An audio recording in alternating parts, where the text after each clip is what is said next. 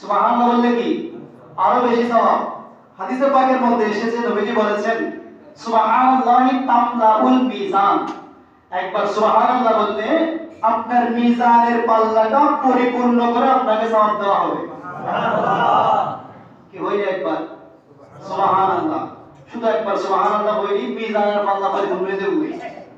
তো মিজানের পাল্লা যারা তাকে তো পরিপূর্ণ আছে, তারা কি হবে? তুমি সুবহানাল্লাহ কইতুরি তারা যদি মনে করে আর মিজানের পাল্লা তাকে ঘুরে এলাই, মিজানের পাল্লা ঘিরে এলাই, তৈরি তারা হয়ে যেন। আর যাদের দরকার আছে, যাদের দরকার এই সওয়াব ফজিলতের দরকার, তারা কি বলবে? সুবহানাল্লাহ বলবে। সেজন্য যেটা বলতে চাইছিলাম, মাদ্রাসা আছে, ছেলেদেরকে ভর্তি করাবেন, ছেলে মেয়ে যারা আছে অন্তত একজন হলেও এক ঘর থেকে মাদ্রাসায় দেন। বড় কিছু না হলেও বেয়াদব হবে না, বড় কিছু না হলেও কি বেয়াদব হবে না। মুরব্বিদেরকে শ্রদ্ধা করবে, আল্লাহ আল্লাহ রাসূলের সম্মান জেনে নিজের জীবন পরিচালনা করার চেষ্টা করবে। সেজন্য যাদের ছেলে মেয়ে আছে যাওয়ার চেষ্টা করবেন তো ইনশাআল্লাহ, যাওয়ার চেষ্টা করবেন তো। আল্লাহ আমাদের প্রত্যেককে কবুল করুন, সবাই বলুন আমিন। ওয়া আখিরু দাওয়ানা আলহামদুলিল্লাহি রাব্বিল আলামিন।